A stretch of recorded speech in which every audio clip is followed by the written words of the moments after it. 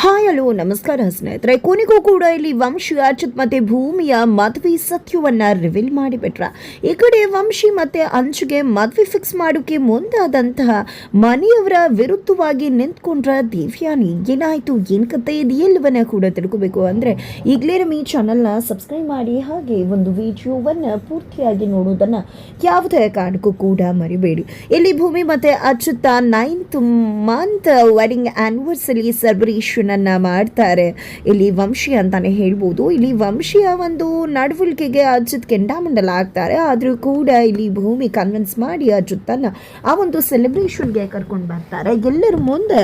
ಇಲ್ಲಿ ಅಚ್ಯುತ್ ಮತ್ತೆ ಭೂಮಿಯ 9th month wedding anniversary celebration ಆಗುತ್ತೆ. ಆ ಒಂದು ಸಮಯವನ್ನ ಯೂಸ್ ಮಾಡ್ಕೊಂಡಿದ್ದ ಒಂದಷ್ಟು ಕ್ವೆಶನ್ಸ್ ನ ಕೇಳೋದ್ರ ಮುಖಾಂತರ ಅಚ್ಯುತ್ ಮತ್ತೆ ಭೂಮಿ ಮದುವೆ ನಿಜನಾ ಸುಳ್ಳ ಅಂತ ಹೇಳಿ ತಿಳ್ಕೊಳ್ಳೋ ಪ್ರಯತ್ನಕ್ಕೆ ದೇವ್ಯಾನಿ ಮತ್ತೆ ಅಪ್ಪು ಮುಂದಾಗ್ತಾರೆ. ಒಂದು ಹೆಜ್ಜೆ ಮುಂದೆ ಹೋಗ್ತಿದ್ದಾಗೆ ಸಂಗೀತ ಅವರೇ ಅದಕ್ಕೆ ತಡೆಗೋಡೆ ಆಗ್ತಾರೆ. ಸಾಕು ಇಲ್ಲಿಗೆ ಅಂತ ಹೇಳಿ ಈ ಒಂದು ಸಮಯದಲ್ಲಿ ಅಚ್ಯುತ್ ತನ್ನ ಪ್ರೀತಿಯ ನಿವೇದನೆಯನ್ನ ಮಾಡ್ಕೊಂಡ್ರೆ ಅತ್ತ ಕಡೆ ಭೂಮಿ ಕೂಡ ತನ್ನ ಪ್ರೀತಿಯನ್ನ ನಿವೇದನೆಯನ್ನ ಮಾಡ್ಕೋತಾರೆ. ಆದ್ರೆ ಇಬ್ರು ಕೂಡ ಸುಳ್ಳು ಸತ್ಯ ಅನ್ನೋ ಭರದಲ್ಲಿ ಸತ್ಯವನ್ನ ಹಾಗೆ ಮರೆಮಾಚಿಬಿಡ್ತಾರೆ. ಇದೆಲ್ಲದರ ನಡುವೆ ಮನೆಯವ್ರಿಗೆಲ್ಲರೂ ಕೂಡ 9 ಮಂತ್ ವೆಡ್ಡಿಂಗ್ ಆನಿವರ್ಸರಿಗೆ ಅಚ್ಯುತ್ ಮತ್ತೆ ಭೂಮಿಗೆ ಎಲ್ಲರೂ ಕೂಡ ಸಾಕಷ್ಟು ಗಿಫ್ಟ್ಸ್ಗಳನ್ನ ಕೂಡ ಕೊಡ್ತಾರೆ. ತದನಂತರ ಇಲ್ಲಿ ಸೆಲೆಬ್ರೇಷನ್ ಏನು ಮುಖ್ಯತೆ, ಇದರ ನಡುವೆ ಭೂಮಿ ಸಂಗೀತ ಮತ್ತೆ ಅಜ್ಜಿಗೆ ಒಂದು ದೊಡ್ಡ ಬಿಗ್ ಶಾಕ್ ಅನ್ನೇ ಕೊಡ್ತಿದ್ದಾರೆ. ಆಕೆ ಕೊಡೋ ಶಾಕ್ ಇಬ್ರು ಕೂಡ ಶೇಕ್ ಆಗ್ತಿದ್ದಾರೆ. ಈ ಕಡೆ ಅಜ್ಜಿ ಭಗವದ್ಗೀತೆ ಓದಬೇಕಾದ್ರೆ ಅಲ್ಲಿಗೆ ಭೂಮಿ ತನ್ನ ಅತ್ತೆ ಸಂಗೀತ ಅವ್ರ ಜೊತೆ ಬರ್ತಾರೆ. ಅಮ್ಮ ನಿಂಗೇನಾದ್ರೂ ಕಾಫಿ ಮಾಡ್ಕೊಡ್ಲಾ ಅಂತ ಸಂಗೀತ ಅವ್ರು ಕೇಳಿದಾಗ ನನ್ಗೇನು ಕೂಡ ಬೇಡ ಅಂತ ನನ್ನ ಸೊಸೆ ಭೂಮಿ ನಿನ್ ಜೊತೆ ಮಾತನಾಡ್ಬೇಕಂತ ಹೇಳಿದಾಗ, ಯಾಕೆ ಭೂಮಿ ನನ್ನ ಜೊತೆ ಮಾತಾಡೋದಕ್ಕೆ ನಿಮ್ಮ ಅತ್ತೆನ ಕರ್ಕೊಂಡು ಬಂದು ಪರ್ಮಿಷನ್ ತಗೋಬೇಕಾ, ಯಾಕೆ ನಿನಗೆ ಭಯನಾ ಅಂತ ಪ್ರಶ್ನೆ ಮಾಡ್ತಿದ್ದಾರೆ.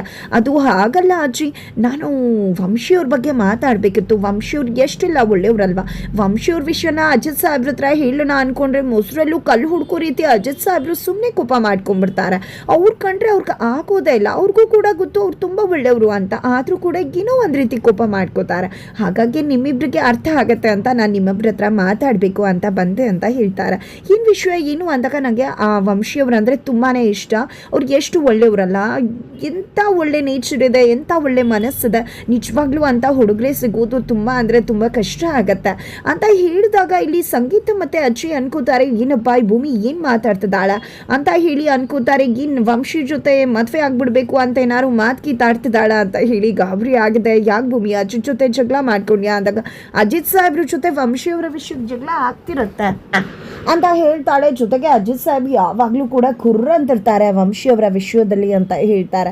ಇದನ್ನೆಲ್ಲ ನೋಡಿದ್ದೆ ಇಲ್ಲಿ ಅಜ್ಜಿಗೆ ಮತ್ತೆ ಸಂಗೀತ ಅವ್ರಿಗೆ ಶಾಕ್ ಆಗ್ತದೆ. ಏನ್ ಮಾತಾಡ್ತಿದ್ಯಾ, ನೇರವಾಗಿ ಹೇಳು ಭೂಮಿ, ಅರ್ಥನೇ ಆಗ್ತಿಲ್ಲ ಅಂದಾಗ, ಅಯ್ಯೋ ಇದೊಳ್ಳೆ ಸರಿ ಹೋಯ್ತಲ್ಲ, ಅಜಿತ್ ಸಾಹೇಬ್ರಿಗೆ ಅರ್ಥ ಆಗಲ್ಲ ಅಂತ ಬಂದು ನಿಮ್ಮ ಹತ್ರ ಹೇಳಿದ್ರೆ ನೀವು ಕೂಡ ಅರ್ಥ ಮಾಡ್ಕೊಳ್ಳೋದಿಲ್ವಲ್ಲ.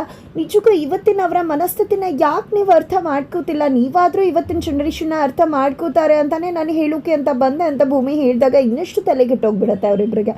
ತಕ್ಷಣ ಈ ಕಡೆ ನೇರವಾಗಿ ಹೇಳು ಅಂದಾಗ, ನಾನು ಏನು ಹೇಳೋಕೆ ಹೊರಟಿದ್ದೀನಿ ಅಂದರೆ ಅಂಜು ಮತ್ತು ವಂಶಿಗೆ ಒಳ್ಳೆ ಜೋಡಿ ಆಗತ್ತಲ್ವಾ, ಅಂಜುಗೆ ಹೇಗೋ ಮದುವೆ ಮಾಡಬೇಕು, ವಂಶಿ ತುಂಬ ಒಳ್ಳೆಯ ಹುಡುಗ, ಆ ಹುಡುಗಂಗಿಂತ ಒಂದು ಒಳ್ಳೆ ಜೋಡಿ ಬೇಕಾ ಅಂತ ನಾನು ಹೇಳೋಕೆ ಹೊರಟೆ ಅಂದಾಗ ಈ ಕಡೆ ಸಂಗೀತ ಅವರು ಮತ್ತು ಅಜ್ಜಿ ಅಂದು, ಒಬ್ಬ ನೀನು ಇದು ಹೇಳ್ತಾ ಇದೆಯಾ ಅಂತಾರೆ. ಮತ್ತು ನೀವೇನು ಅಂದ್ಕೊಂಡ್ರಿ ಅಂದಾಗ, ಏನೂ ಇಲ್ಲ ಬಿಡು, ನಾನು ಯಾವುದೋ ಗೊಂದಲದಲ್ಲಿ ಏನೇನೋ ಅರ್ಥ ಮಾಡ್ಕೊಂಡ್ಬಿಟ್ಟೆ ಅಂತ ಹೇಳಿ ಇಬ್ಬರು ಕೂಡ ಹೇಳ್ತಾರೆ. ಆದರೂ ಕೂಡ ಎಷ್ಟು ಒಳ್ಳೆ ಮಗಳಮ್ಮ ನೀನು, ಅಂಚು ನಿನ್ನನ್ನು ಸಾಯಿಸೋಕ್ಕೆ ಮುಂದಾಗಿದ್ಲು, ಅಂಥವಳಿಗೆ ಒಂದು ಒಳ್ಳೆ ಜೋಡಿಯನ್ನು ನೋಡಬೇಕು ಅಂತ ವಂಶಿ ಒಳ್ಳೆ ಜೋಡಿ ಆಗ್ತಾನೆ ಅಂತ ಅವಳ ಮದುವೆ ವಿಷಯವನ್ನು ಮಾತಾಡೋಕೆ ಬಂದಿದ್ಯಾ, ಅವಳ ಮದುವೆ ಬಗ್ಗೆ ಯೋಚನೆ ಮಾಡ್ತಿದ್ಯಾ, ನೀನು ತುಂಬ ಅಂದರೆ ತುಂಬಾ ಒಳ್ಳೆ ಹುಡುಗಿ ಅಂತ ಹೇಳಿ ಅಜ್ಜಿ ಹೇಳ್ತಾರೆ. ಹೌದಲ್ವಾ, ನೋಡು ನೀನು ಎಷ್ಟು ಬುದ್ಧಿವಂತೆ ಅಂತ ನಾವು ಕೂಡ ವಂಶಿ ನೋಡ್ತಾ ಇದ್ವಿ, ವಂಶಿ ತುಂಬ ಒಳ್ಳೆಯ ಹುಡುಗ, ಆದರೆ ನಮಗೆ ಈ ಆಲೋಚನೆನೇ ಬರಲಿಲ್ಲ. ಹೌದು, ನೀನು ಹೇಳ್ತಿರೋದು ಕರೆಕ್ಟಾಗೇ ಇದೆ. ಈ ಒಂದು ವಿಷಯವನ್ನು ಫಸ್ಟ್ ಅಜಿತ್ ಹತ್ರ ಮಾತಾಡೋಣ ಅಂದಾಗ, ಬೇಡ ಅಜಿತ್ ಸಾಹೇಬ್ರ ಹತ್ರ ಮಾತಾಡಬೇಕು ಅಂದಿದ್ರೆ ನಾನೇ ಮಾತಾಡ್ತಿದ್ದೆ, ಅದಕ್ಕೆ ನಿಮ್ಮ ಹತ್ರ ಎಲ್ಲರ ಹತ್ರ ಮಾತಾಡಿ ಆಮೇಲೆ ಅಜಿತ್ ಸಾಹೇಬ್ರ ಹತ್ರ ಮಾತಾಡ್ಬೋದು ಅಂತ ಅನ್ಕೊಂಡಿದ್ದೀನಿ ಅಂದಾಗ, ಸರಿ ಆಯಿತು, ಮೊದಲು ಶ್ರವಣ್ ಹತ್ರ ಮಾತಾಡೋಣ, ನೆಕ್ಸ್ಟ್ ಅಜಿತ್ ಹತ್ರ ಕೂಡ ಮಾತನಾಡೋಣ, ಹೀಗೂ 3 ತಿಂಗಳಿರೋದಲ್ವಾ, ಅವಳ ಮದುವೆ ಮಾಡಿಬಿಡ್ಬೇಕು ಅಷ್ಟರೊಳಗೆ ಅಂಜುದನ್ನು.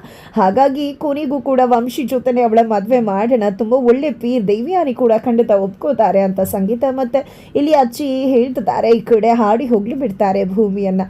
ತದನಂತರ ಇತ್ತ ಕಡೆ ಅಚ್ಯುತ್ಗೆ ಜಸ್ಟ್ ವಂಶಿ ಬಗ್ಗೆನೇ ಯೋಚನೆ ಆಗ್ಬಿಟ್ಟಿದೆ. ಈ ಕಡೆ ಭೂಮಿ ಕೂಡ ವಂಶಿ ಹತ್ರ ಬಂದಿದ್ದೆ, ಜ್ಯೂಸ್ ಕುಡೀರಿ ಅಂತ ಫೋರ್ಸ್ ಮಾಡ್ತಿದ್ದಾಳೆ. ಈ ಕಡೆ ಅಜಿತ್ ಹೋಗಿದ್ದೆ ಸತ್ಯನನ್ನ ಪ್ರಶ್ನೆ ಮಾಡ್ತಿದ್ದಾರೆ. ಏನು ಸತ್ಯನ, ನಿಮಗೂ ಕೂಡ ಗೊತ್ತದೆ ಅಲ್ವಾ, ವಂಶಿ ಕಂಡ್ರೆ ನಂಗೆ ಆಗಲ್ಲ, ವಂಶಿ ಸ್ವಲ್ಪ ಭೂಮಿ ಪರವಾಗಿ ಬೇರೆ ರೀತಿಯಾಗಿ ನಡ್ಕೋತಿದ್ದಾರೆ ಅಂತ. ಆದರೂ ಕೂಡ ಅದೆಲ್ಲ ಗೊತ್ತಿದ್ದು ನೀವು ಯಾಕೆ ನನ್ನ ಬೈಕಲ್ಲಿ ಬುಲೆಟಲ್ಲಿ ಭೂಮಿಯನ್ನು ಅವನ ಜೊತೆ ಕಳಿಸ್ಕೊಟ್ರಿ ಅಂದಾಗ, ಏನು ಮಾತಾಡ್ತಿದ್ಯಾ ಅಜಿತ ನೀನು, ನನಗೆ ಗೊತ್ತಿಲ್ವಾ, ಆದರೂ ಕೂಡ ನಾನು ಆ ರೀತಿ ಮಾಡ್ತೀನ.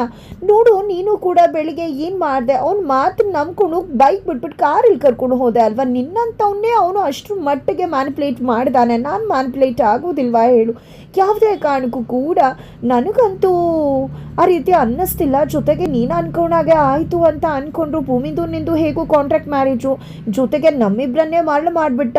ಭೂಮಿಯನ್ನು ಮರಳು ಮಾಡೋದಿಲ್ಲ ಅಂದರೆ ಯಾವ ಲೆಕ್ಕ, ಹೇಗೂ ಭೂಮಿ ಅಂದರೆ ತುಂಬ ಕಾಳಜಿ ಪ್ರೀತಿ ತೋರಿಸ್ತಿದ್ದಾನೆ, ಅದನ್ನೇ ಇಟ್ಕೊಂಡು ನಿಜವಾಗ್ಲೂ ಅವನು ಮನಸ್ಸಲ್ಲಿರೋ ಮಾತನ್ನೆಲ್ಲ ತಕ್ಷಣ ಹೇಳ್ಬಿಡ್ತಾನೆ. ಹಾಗೆ ಅವ್ನಿಗೇನಾದ್ರು ನಿಜವಾಗ್ಲೂ ಪ್ರೀತಿಯಾಗಿ ಭೂಮಿ ಮುಂದೆ ತನ್ನ ಪ್ರೀತಿಯನ್ನು ಹೇಳ್ಕೊಂಡು ಏನು ಮಾಡೋದು ಗೆಳೆಯ, ಅದಕ್ಕೆ ಅಲ್ವಾ ನೀನು ಮೊದಲೇ ಹೇಳ್ಕೋಬೇಕು ಅಂತ ಹೇಳ್ತಿರೋದು ಅಂತಿದ್ದಾಗೆ ಅಜಿತ್ಗೆ ತಲೆ ಕೆಟ್ಟು ಹೋಗ್ಬಿಡತ್ತೆ.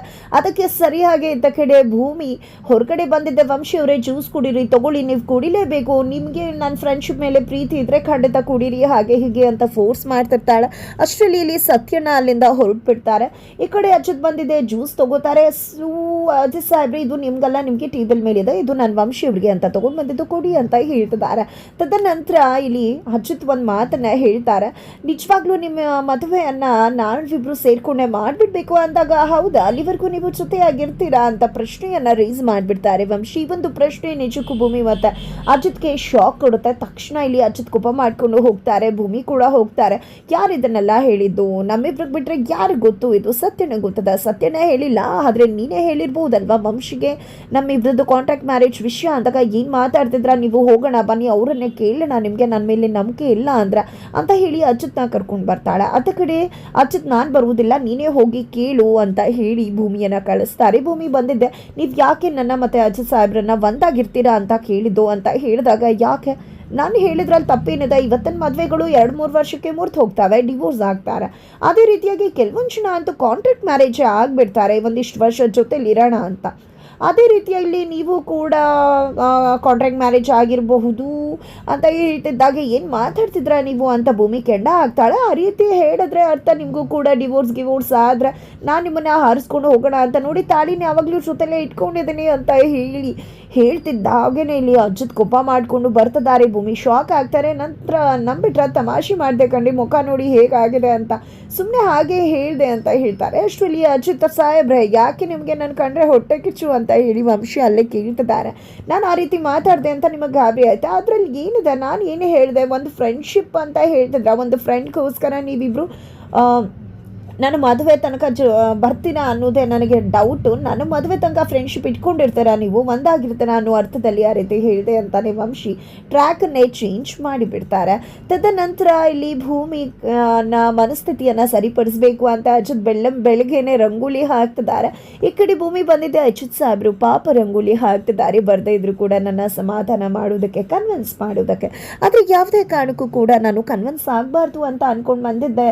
ಏನಿದು ಸಾಹೇಬ್ರೆ, ಯಾಕೆ ಗಿಚ್ಚಿ ರಂಗೋಲಿ ಹಾಕ್ತಿದ್ದಾರೆ, ಎದೇಳಿ ಅಂದಾಗ ನಾನು ಕೂಡ ಹಾಕ್ತೀನಿ ಭೂಮಿ, ಕುತ್ಕೋ ಅಂತ ಹೇಳ್ತಾರೆ. ಭೂಮಿ ಕೂಡ ರಂಗೋಲಿ ಹಾಕ್ಬೇಕಿದ್ರೆ ತುಂಬ ಚೆನ್ನಾಗಿ ರಂಗೋಲಿ ಹಾಕ್ತಿದ್ಯಾ, ನಾನು ಇದಕ್ಕೆ ಬಣ್ಣ ತುಂಬಲ ಅಂದಾಗ ಸರಿ ಆಯಿತು ಅಂತ ಹೇಳ್ತಿದ್ದಾಳೆ ಭೂಮಿ.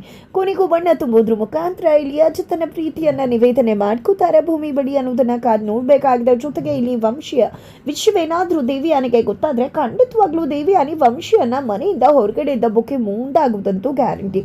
ಅಂಜುನ ಅಜಿತ್ ಜೊತೆ ಕೊಟ್ಟು ಮದುವೆ ಮಾಡಿಸ್ಬೇಕು, ಇಡೀ ಆಸ್ತಿಯನ್ನ ಹೊಡಿಬೇಕು ಅನ್ನೋ ಪ್ಲಾನ್ ದೇವಿಯಾನಿಗಿರುವುದು. ಹಾಗಾಗಿ ಅದಕ್ಕೆ ಅಡ್ಡಿ ಬರ್ತಿದ್ದಾನೆ ವಂಶಿ. ಅಂದ್ರೆ ಖಂಡಿತ ವಂಶಿ ವಿಷಯದಲ್ಲಿ ಬೇರೆ ಒಂದು ತೀರ್ಮಾನವನ್ನೇ ದೇವಿಯಾನಿ ತಗೋತಾರೆ. ಇದರ ನಡುವೆ ದೇವಿಯಾನಿಯ ಖಡಕ್ ನೇಚರ್ ಏನು ಅನ್ನೋ ವಿಶ್ವ ವಂಶಿಗೆ ಗೊತ್ತಾಗತ್ತಾ, ಏನಾಗತ್ತೆ ತಿಳ್ಕೋಬೇಕು ಅಂದ್ರೆ ಮುಂದಿನ ವಿಡಿಯೋಗೆ ವೇಟ್ ಮಾಡೋದನ್ನ ಯಾವುದೇ ಕಾರಣಕ್ಕೂ ಕೂಡ ಮರಿಬೇಡಿ.